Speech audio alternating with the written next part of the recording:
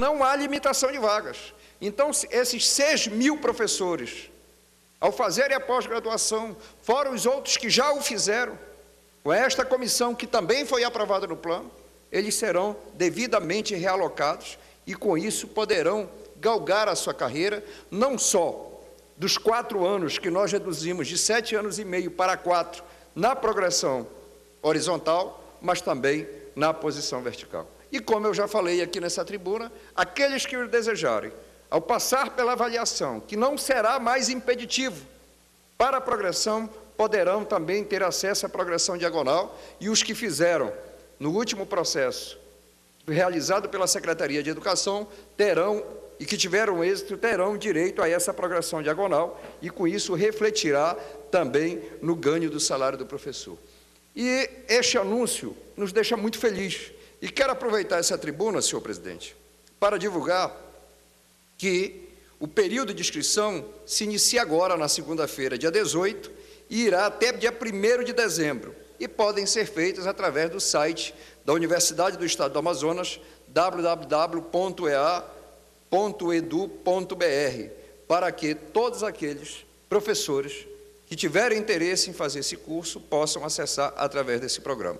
Eu repito, este é um primeiro de uma série de programas que virão no sentido de permitir a qualificação continuada para todos os nossos professores, tanto da capital quanto do interior do nosso Estado. Senhor presidente, eu também não poderia, nesse momento em que nós citamos esses avanços da área de educação, de reforçar aquilo que já foi dito. Nós temos um impasse, lamentavelmente, muitos municípios não têm esse tipo de programa, os programas que têm, muitas vezes não são cumpridos, que é o caso dos alunos de Itapauá. Eu entendo que seria de bom tamanho, e o prefeito Almino, que já é um prefeito experimentado por várias vezes, se não tem condições de pagar, que altere a lei. Agora, não dá para fazer a seleção política de quem e para quem você vai pagar. Por quê? Porque você gera a expectativa, você está cadastrado num programa e chega no final do mês você não tem acesso a esse recurso. Se o município não tem condições de pagar, se o número de bolsas é superior à condição financeira do município, que ele discuta com os estudantes e veja a melhor maneira, ou diminua o valor da bolsa, ou diminua o quantitativo de alunos atendidos pela bolsa, com critérios, que já seria uma dificuldade para quem está estudando, mas redefinir o critério. Por quê? Quando o município não paga, é porque o município está com problema de dinheiro, acredito eu, está com problema de caixa, problema financeiro. E hoje mesmo, a imprensa traz uma página de jornal em que o presidente Paulo Zilkowski fala das dificuldades que o município está enfrentando. Eu não estou aqui para tratar da questão e da situação financeira do município de Itapauá. Agora, não dá para ter um acordo firmado, alunos devidamente cadastrados e credenciados dentro de uma lei criada pelo município, devidamente passado pela Câmara Municipal e sancionado pelo prefeito, e chegar na hora, os alunos não terem direito a receber a garantia do que trata essa bolsa de estudo. Isso é lamentável, isso causa um prejuízo significativo para os estudantes. Eu não tenho dúvida que muitos familiares desses estudantes estão preocupados lá no município de Itapauá e que gera um impacto muito ruim para o processo de educação e a formação desses jovens. Concedo uma parte, pela ordem, deputado Abdala, ao líder do PNN, pela ordem de tamanho, deputado Marco Antônio Chico para o Preto, maior. Então, que falou aqui tão entusiasmado, deputado Belarmino, da prova que o faz, mas vejo que ele vai alçar voos mais altos aí, disputando talvez o cargo do executivo do nosso Estado. Ouço com muita alegria o seu apacho, deputado. Deputado Sidney, eu quero fazer um adendo, primeiro por julgar o tema uma relevância muito grande, porque essa é uma realidade comum a muitos municípios. O que está acontecendo em Itapauá, potencialmente pode acontecer em outros municípios. E quando Vossa Excelência, de forma sensata, serena, prudente, faz esse alerta, eu quero fazer ao adendo que os critérios que venham a ser criados, primeiro acreditar que critérios sim precisam ser criados. E que não deva ser o critério político, porque o critério político, ele divide, ele segrega, ele gera facções, ele gera dissensão. E para um município pequeno, com um orçamento pequeno, esse tipo de ambiente não é o melhor, não é o ambiente mais sábio que um gestor municipal deva buscá-lo. Então, é muito mais justo que o prefeito Almino agora, que enfrenta, como qualquer outro prefeito, as dificuldades de um município que teve a sua queda de FPM. Né? O governo federal dá esmola com o chapéu dos outros, desonera tudo, mas não quer desonerar da parte dele. Diminui o fundo de participação dos municípios e outras fontes de repasse. Os municípios, por certo, estejam enfrentando essa dificuldade. Mas hoje o destaque é o município de Itapauá. Então, concordo com Vossa Excelência. Se vai dar para todos aqueles e não posso pagar, então vai diminuir o valor de financiamento. Mas ainda assim não dá, então diminua o valor de beneficiados. Mas crie critérios. Eu penso que nesse momento a palavra de ordem é criar critérios legais, lógicos, sensatos, para que a oportunidade de disputar, Vossa Excelência exímio nesse assunto, porque enfrentou isso no início da administração da Prefeitura Municipal de Manaus, quando foi secretário, e Vossa Excelência pegou um processo que não tinha critério nenhum, e Vossa Excelência foi se debruçar sobre a mesa para criar, dentro do possível, os critérios mais lógicos e justos possíveis. E, salvo uma outra situação isolada, não se viu, no estabelecimento desses critérios, escândalos, não se viu dissenso, não se viu falta de serenidade, falta de comprometimento com aquilo que é o correto. Portanto, a intervenção de Vossa Excelência nesse assunto em particular merece o meu reconhecimento, merece a minha chancela, meu apoio, e com esse pequeno adendo, que os critérios não sejam os políticos, mas os critérios lógicos, socioeconômicos, para que o município de Itapauá vire essa página. Eu penso que essa página precisa ser enfrentada, administrada com sensatez, com responsabilidade, e o município de Itapauá virar a página e olhar para a infraestrutura, olhar para a saúde, olhar para a educação de base, mas não ficar emaranhado numa situação que, sim, incomoda não só quem está aqui, mas repercute nas famílias de Itapauá, que nesse momento se perguntam se continua, por que não continua, e torço, ainda que não tenha dado apoio político ao prefeito Almino, no palanque eu subi num outro palanque, mas eu vejo Itapauá, eu vejo o município de Itapauá e o bem-estar daquelas pessoas, que ele possa, com sensatez, com equilíbrio, enfrentar essa questão e virar a página rumo a outros desafios que Itapauá, por certo, possui. Marco Antônio, eu agradeço a parte, né? Como sempre, Vossa Excelência, muito ponderado, muito sábio, cita esse tipo de experiência que não é algo novo, né? Para que a gente possa chegar a um bom termo e, com isso, garantir a presença dos nossos estudantes de Itapauá estudando, né, frequentando as aulas, e que possam, inclusive, retornar ao seu município e contribuir com o desenvolvimento. Ouço com muita alegria o eminente deputado Abdala Fracha.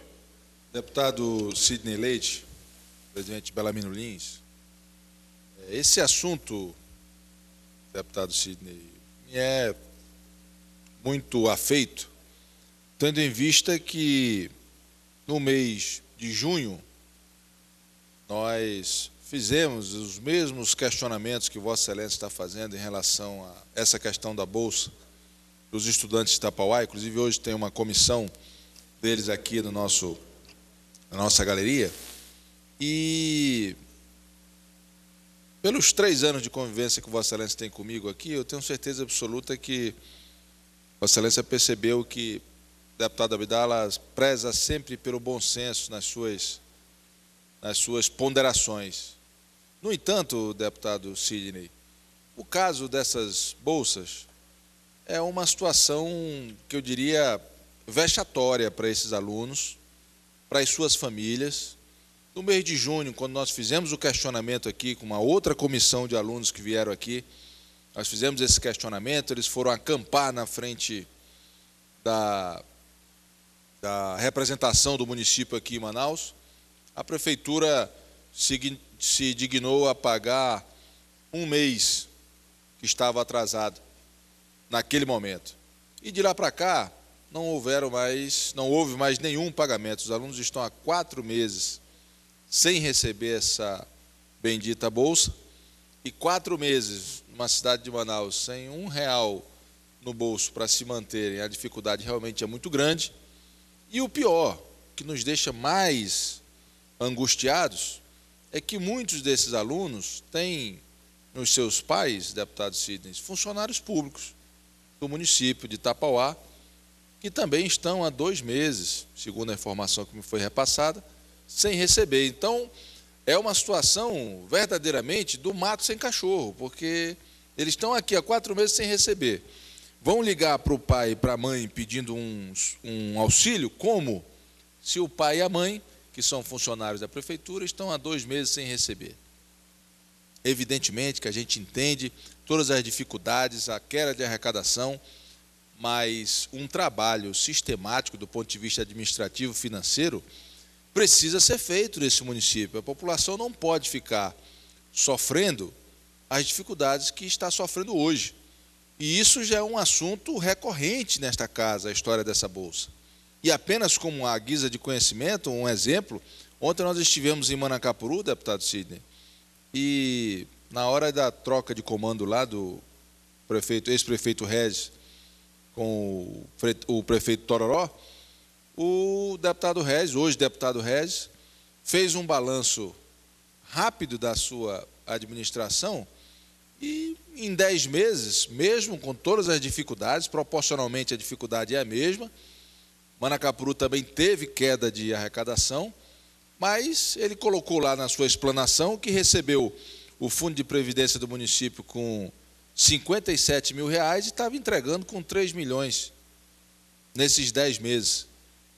Salário 13º de 2012, que não tinha sido pago, ele já tinha pago, e o de 2013, eles depositaram anteontem na conta dos funcionários públicos daquele município. Portanto, eu acredito que quando a vontade de fazer e você se cercar de pessoas capazes e competentes para lhe ajudar nessa labuta diária, que é a administração pública, podem melhorar situações como essa, pelas quais estão passando os alunos, os bolsistas do município de Tapauá, bem como o funcionário público. Então, eu fico aqui, na realidade, me corroborando com Vossa Excelência na sua preocupação com essa situação, mas repudiando veementemente a atitude da prefeitura, que em nenhum momento procura os alunos sequer para dar uma explicação. E você passar 4 meses sem pagar já é um abuso, um absurdo. Agora, você não encontrar com as pessoas, com os representantes, para pelo menos tentar explicar essa dificuldade, é o que deixa essas pessoas absolutamente sem rumo aqui na nossa cidade. Vossa Excelência está de parabéns e eu concordo com o seu pronunciamento plenamente. A título de sugestão, Vossa Excelência é membro da Comissão de Educação, eu sou membro da Comissão de Educação, mas aqui tem outros 2 deputados, deputado Marco Antônio Chico Preto, deputado Marcelo. Eu acho que nós poderíamos entrar em contato com a Prefeitura, com a representação da Prefeitura e intermediar esta situação e sugerir, porque independente da questão de salário de pessoal, que é uma coisa lamentável, qualquer tipo de atraso de pagamento é lamentável, mas nós temos essa situação que humilha e prejudica toda uma perspectiva de estudo. Ou seja, a Prefeitura é obrigada a rever isso.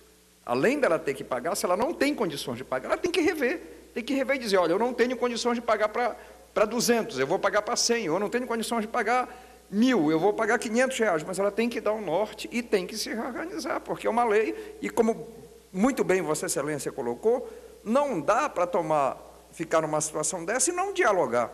Não dá, o mundo que a gente vive hoje não aceita mais isso. Então, eu vou me colocar nessa condição, conto aí com o apoio dos colegas, no sentido da gente intermediar isso junto à Prefeitura Municipal de Tapauá, para que a gente possa contribuir e resolver essa situação.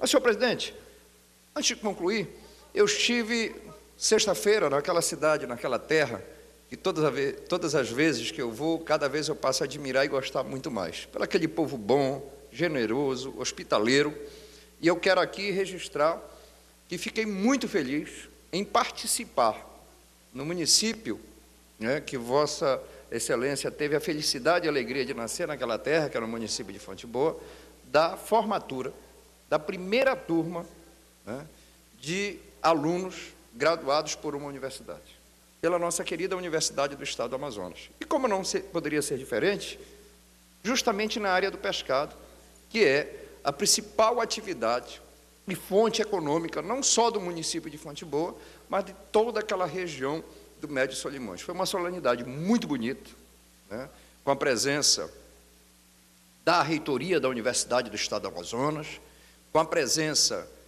dos estudantes. A grande maioria, deputado Belarmino, teve êxito, a grande maioria. É lógico que um curso desse algum desiste e tal, mas a grande maioria, quase na sua totalidade, teve êxito. E eu quero parabenizar a todos esses estudantes que, de forma determinada, de forma dedicada, foram os pioneiros, os primeiros alunos, e que hoje são profissionais na área de tecnologia do pescado, a se graduarem através da Universidade do Estado do Amazonas, lá no município de Fonte Boa. Da mesma feita, no município do Juruá, o qual, na mesma sexta-feira à noite, eu tive a oportunidade de participar. Mas, deputado Belarmino, eu fui convidado a participar de uma reunião com um pescador. E lá nós temos a colônia, a associação e o sindicato. E os pescadores da colônia levantaram algo que eu não entendo como polêmico, mas entendo que nós devemos nos debruçar e discutir. Inclusive, fui questionado sobre um projeto de lei do deputado Wilson Lisboa, da proibição da pesca do tambaqui. E lá eles colocaram o seguinte: o município de Fonte Boa, à margem do Solimões, e o Solimões não é um rio definido, é um rio que tem mudanças nas suas margens pelo efeito da terra caída e pelo volume de água, né, e pela força da água. E foi criada uma reserva de desenvolvimento sustentável com a preocupação justamente de garantir a sobrevivência das espécies e que nós pudéssemos ter a oferta do pescado e esse equilíbrio entre aquele peixe capturado, como também o município de Fonte Boa, para aqueles que não sabem, é um exemplo de como deve ser tratada a questão do manejo do pescado, e é um dos municípios que tem uma das maiores ofertas de peixe manejado.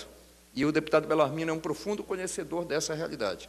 Mas, fruto desse movimento das águas do rio Solimões, ficam ressacas à margem do Solimões. E o que está ocorrendo? Com a criação da reserva e com essas ressacas, muitas pessoas que moram à margem do Solimões definem que é proibido pescar. E a área da reserva está definida uma quantidade de lagos. Somente 6 lagos podem pescar.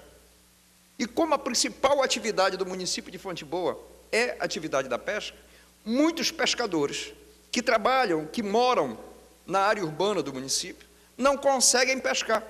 Por quê? Porque a área da reserva é limitada e as áreas das ressacas, muitas pessoas estão proibindo a pesca.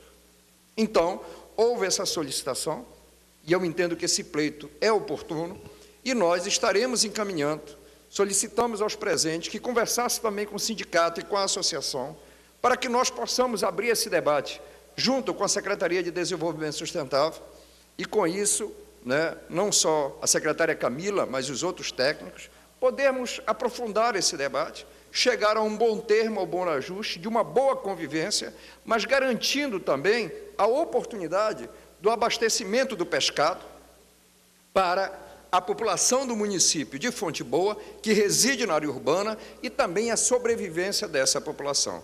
Inclusive, deputado Belarmino, na meu estado, os técnicos da Secretaria de Produção estavam lá, e eu entendo que agora, né, a conclusão da obra da salgadeira irá ocorrer com um diferencial, terá um frigorífico nessa estrutura de beneficiamento do pescado, e que poderá também trabalhar com o filetamento do peixe, não só com a salga do peixe. E eu entendo que isso é uma conquista. Agora, nós precisamos chegar a um denominador, e essa questão da política do setor primário, ela é importante para que a gente possa, num primeiro momento, garantir a alimentação para as populações tradicionais, para as populações que estão nas margens dos rios, para a população urbana, mas também garantir renda.